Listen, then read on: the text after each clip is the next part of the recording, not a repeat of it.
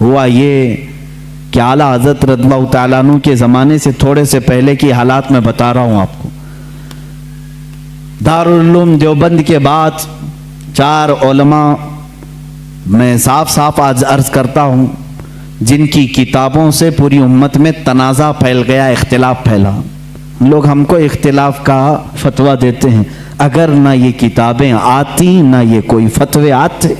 یہاں پر میں آج انصاف کے ساتھ عرض کرنا چاہوں گا، آج جو دیوبند ہے یا جو دیوبندی ہیں، اگر ان کو میری بات بری لگتی ہے تو ٹھنڈے دل سے میرے عزیز اپنے دل پر ہاتھ رکھ کر کے سوچو. آؤ میں تمہیں دعوت دیتا ہوں، آؤ ہم ان تمام چیزوں پر جمع ہو جاتے ہیں جو صحابہ اور تابعین سے تھی. کوئی نئی بات تم اپنی کتاب میں نہیں لاؤ گے، کوئی نئی بات میں اپنی کتاب میں نہیں رکھتا. آؤ اتحاد کرو، میں اس اتحاد کا اعلان کرتا ہوں. لیکن جو نئی باتیں آئیں اس کا تم انکار کرو گے، علل اعلان کرو گے اور یہ بھی کہو گے کہ ہم ان سے دور ہیں. ہوا یہ کہ اعلیٰ حضرت رضی اللہ تعالیٰ عنہ کے زمانے سے تھوڑے سے پہلے کی حالات میں بتا رہا ہوں آپ کو. دارالعلوم دیوبند کے بعد 4 علماء میں صاف صاف آج عرض کرتا ہوں جن کی کتابوں سے پوری امت میں تنازع پھیل گیا، اختلاف پھیلا. لوگ ہم کو اختلاف کا فتویٰ دیتے ہیں، اگر نہ یہ کتابیں آتی نہ یہ کوئی فتوے آتے. کتابیں لکھی گئی، کتابوں میں اچھی باتیں تھی، حضور صلی اللہ علیہ وسلم کی سیرت پر بھی کچھ کتابیں لکھی گئی، اللہ کی شان میں لکھی گئی، بہت ساری باتیں اچھی تھیں. لیکن بیچ میں چل کر کچھ عبارتیں ایسی کہ لڑکھڑا گئی، اور وہ اتنی لڑکھڑا گئی کہ عام مسلمان بھی اسے بولنا پسند نہیں کرے گا. براہین قاطعہ کتاب کا نام بول رہا ہوں، تقویت الایمان کتاب کا نام ہے، تحذیر الناس کتاب کا نام ہے، حفظ الایمان کتاب کا نام ہے. یہ وہ کتابیں جو آج چھپی نہیں ہیں، مارکیٹ میں چھپی ہیں، ابھی بھی موجود ہیں، ابھی بھی موجود ہیں. انہی کتابوں کی عبارات کی وجہ سے ہی تو یہ تنازع پھیلا پورے امت میں، اختلافات.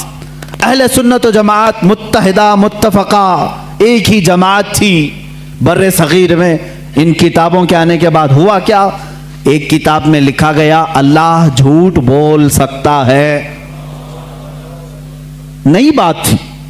اس بات پر آج تک امت نے کبھی کسی بھی شیخ، کسی بھی بزرگ سلف صالحین سے مجھے عبارت لا کر کے دکھاؤ اس سے پہلے کوئی بات ہوئی تھی.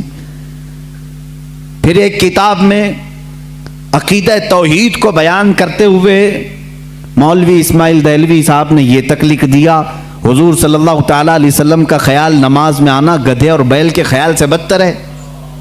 یہ نئی بات تھی کہ نہیں تھی؟ اور جا کر کے کراس ویریفیکیشن کر لینا، اگر میں جھوٹ بولوں تو میرا جبہ پکڑ لینا اور جو سزا دے سکتے ہو دو. میں یہ لفاظی نہیں کر رہا ہوں اور نہ پھکائی کر رہا ہوں، یہ جملے آج کتاب میں موجود ہیں. شیطان کا علم غیب تو قرآن سے ثابت ہے، انہوں نے کہا شیطان کا علم غیب قرآن سے ثابت ہے. حضور صلی اللہ علیہ وسلم کے علم غیب کی کیا خصوصیت ہے؟ یعنی برابر ہو گئے. شیطان کو جتنا علم ہے اتنا ہی محمد صلی اللہ علیہ وسلم کو ہے. میرے عزیزو، کیا یہ باتیں دل پر نہیں لگتی مسلمانوں کے؟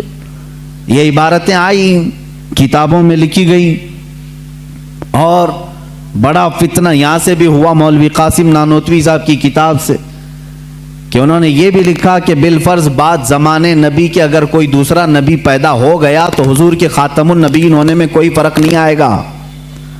یعنی کوئی دوسرا نبی پیدا ہو سکتا ہے، اگر ہو گیا، اگر مگر کی بات ہی چھوڑو. جب حضور نے 1400 سال پہلے کہہ دیا، فرما دیا کہ میرے بعد کوئی نبی نہیں ہو سکتا تو نہیں ہوگا. آپ کتاب میں یہ نئی بات لکھنے کی کیوں ضرورت پیش کی؟ آپ کو کیوں ضرورت پیش آئی کہ اگر اب کے زمانے میں بھی کوئی نبی آئے گا تو حضور کے خاتم النبیین ہونے میں کوئی فرق نہیں آئے گا؟ تو آپ کی اس بات سے پتہ نہیں کتنے محلوں میں کہاں کوئی نبی ہونے کا اعلان کر دے گا. عزیزان گرامی وقار، یہ کتابیں پورا کا پورا ہندوستان ایک खलबली मचा चुकी थी, कोहराम बपा था, तनाज़ात में घिर गए। कादियानी अपने नबी होने का ऐलान कर रहा है, इधर एक नेचरी फिरका है अलीगढ़ से जो कुरान के मौजज़ात का इनकार, हिस्सियात को सिर्फ मानने वाला, नेचर को सिर्फ मानने वाला और मुग़ीबात को नहीं तस्लीम करने वाला, और एक तरफ अज़मत रसालत सल्लल्लाहु तआला अलैहि वसल्लम पर, रसूल करीम सल्लल्लाहु तआला अलैहि वसल्लम के मुतालिक ये सारे जुमले आ रहे हैं। चलो 100 साल का अरसा गुजर गया, आज भी मैं दावत देता हूं, आज तो सोशल मीडिया का जमाना है, मेरी ये दावत कबूल करें उलमाए देवबंद या जो भी, मैं आपसे इत्तिहाद कर लूंगा, सीने से सीना लगा लूं, लेकिन सिर्फ ये बातों से तुम इनकार कर दो और कहो कि वही इश्क़ रिसालत हमारे अंदर है जो सैयदना अबू बकर सिद्दीक में था, सैयदना उमर फारूक में था, उस्मान इब्न अफ़्फ़ान में था, हैदर कर्रार में था, रिदवानुल्लाहि ताला अलैहिम अजमाइन। जो मशाइख़ अहले सुन्नत ने हमें मोहब्बत रसूल और ताज़ीम रसूल सिखाया है, उसी पर हमारा इत्तेफाक है। आओ, मैं सीने से सीना लगाने को तैयार हूँ। हम कौन सा इख्तिलाफ चाहते हैं आपसे? हम कौन सा इख्तिलाफ चाहते हैं? हमारा ये एक बात याद रख लें, अगर मैं आज नाम लेकर के किसी को कह रहा हूं तो सिर्फ इसलिए कि हमारा दीन ही ये कहता है, जो उनसे ना आशना हो उससे हमारा कोई ताल्लुक भी नहीं। हमारे रिश्ते नाते अगर हैं तो सिर्फ अज़मत रिसालत से जुड़े हुए हैं। जो नबी का है वो हमारा है। इसीलिए सरकार मुर्शिदी पीरो मुर्शिद ताजो शरिया रहमतुल्लाहि ताला अलैह ने फरमाया है, नबी से हो जो बेगाना उसे दिल से जुदा कर दे। नबी से हो जो बेगाना उसे दिल से जुदा कर दे। पिदर मादर बिरादर जानो माल उन पर फिदा कर दे। इसी वक्त ईमान को पहुंचोगे, उसी वक्त ईमान को पहुंचोगे।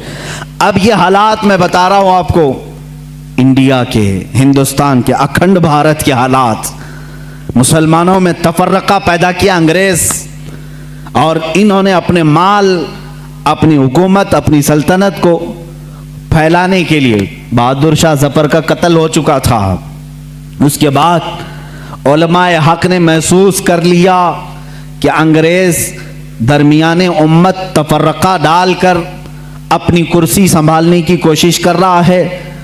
तो वो मर्द मुजाहिद अल्लामा फजल हक खैर आबादी रहमतुल्लाहि ताला अलैह ने दिल्ली की जामा मस्जिद से फतवा सादिर फरमाया कि अंग्रेज हिंदुस्तान का दुश्मन है, इनसे क़िताल करना फ़र्ज़ है मुसलमानों को। इसी फतवे की बुनियाद पर ज़िंदगी भर की उम्र कैद की सज़ा में उनको अंडमान निकोबार भेजा गया। वहीं पर उनकी वफ़ात हुई। आज मज़ार भी उनका जज़ीरा अंडमान में है। मौलाना किफ़ायत अली काफ़ी रहमतुल्लाहि ताला अलैह, जो 1857 की ये जो गदर है, इसके बाद के उलमा अहले सुन्नत की बात मैं कर रहा हूँ, इन्होंने महसूस कर लिया उसी ज़माने में कि अंग्रेज़ ने फ़िरका पैदा कर दिया है। कुछ उलमा उसकी बोली बोल रहे हैं। जाहिर सी बात है, यहाँ कुछ उलमा जो मदरसा बना रहे थे उनको माहाना मुशाहरा मिल रहा है अंग्रेज़ हुकूमत से। अलीगढ़ को पाउंड आ रहे हैं इंग्लैंड से, और दीगर उलमा को पाउंड आ रहे हैं, और यहाँ जो उलमा उनकी इन खुराफात को बयान कर रहे हैं उनको फांसी पर चढ़ाया जा रहा है। मौलाना किफ़ायत अली काफ़ी रहमतुल्लाहि ताला अलैह, जिनके आला हज़रत भी बड़ी इज्जत फरमाया करते थे, वही किफ़ायत अली काफ़ी जिन्होंने अपनी एक नात में कहा था, कोई गुल बाकी रहेगा न चमन रह जाएगा, पर रसूलुल्लाह का दीन हसन रह जाएगा। अतलसो कम ख्वाब के पोशाक पे नाजा न हो, इस तने बेजां पे खाकी कफन रह जाएगा।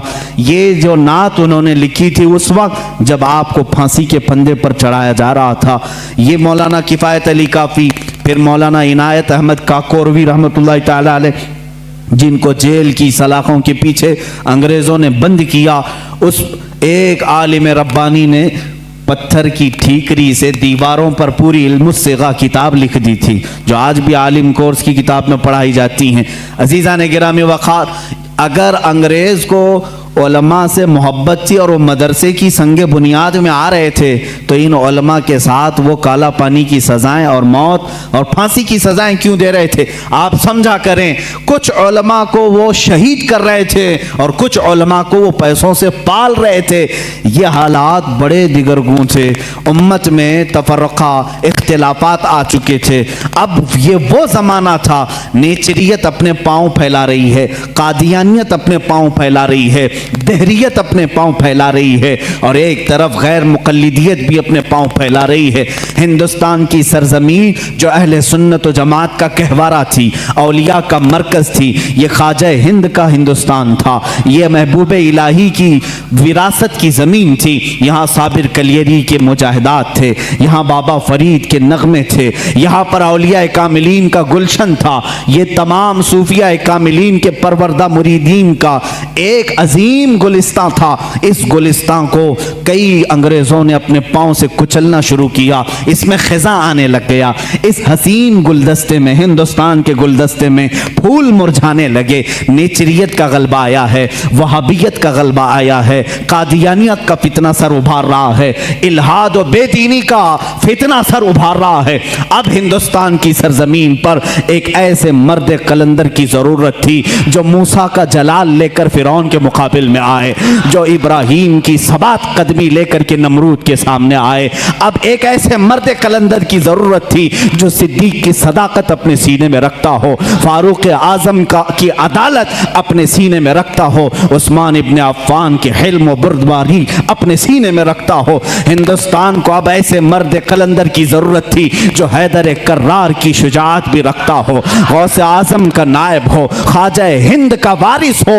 अल्लाह रब्बुल इज़्ज़त ने हिंदुस्तान के सुन्नी मुसलमानों पर वो एहसान अजीम फरमाया जब सूफिया के मरकज़ और औलिया कामिलीन की खानकाहें आवाज़ देने लगी, इलाहा अब हिंद का क्या होगा? यहाँ तो अब चादरें नहीं, अब गागरें नहीं, यहाँ औलिया की बारगाह में आने से रोका जा रहा है, वसीले को शिर्क, इस्तिमदाद को कुफ्र कहा जा रहा है, अज़मत रिसालत पर हमले हो रहे हैं, नमाज में रसूल के ख्याल आने को बुरा भला कहा जा रहा है, पीठ पीछे की खबर ना होने की हजूर के बारे में कही जा रही है। इलाहा अब कौन इस दीन का वारिस होगा, जानशीन होगा, मुहाफिज होगा, निगहबान होगा? आवाज आई गैब से। अल्लाह रब्बुल इज़्ज़त ने पूरे हिंदुस्तान के इस साए पर एक ऐसी अजीम सल्तनत को बेदार फरमाया जिस सल्तनत का नाम हम यूं कहते हैं, मुल्क सुखन की शाही तुमको रजा मुसल्लम, मुल्क सुखन की शाही तुमको रजा मुसल्लम। जिस समत आ गए हो सिक्के बिठा दिए हैं, उस अजीम हस्ती को अल्लाह ताला ने जलवा फरमाया जिसको पूरी दुनिया सुन्नियत, आला हजरत, कंजुल करामत, जबलुल इस्तिकामत, दरियाए नेमत, आकाए रहमत, कंजुल करामत, इमाम अहले सुन्नत, इमाम अहमद रजा खां फाजिल बरेलवी के नाम से जानती है। इसीलिए मैंने कहा अहमद रजा का ताज़ा गुलिस्तां है आज भी, खुर्शीद इल्म उनका दरख्शां है आज भी, सब उनसे जलने वालों के गुल हो गए चिराग, अहमद रजा की शम्मा फरोज़ा है आज भी।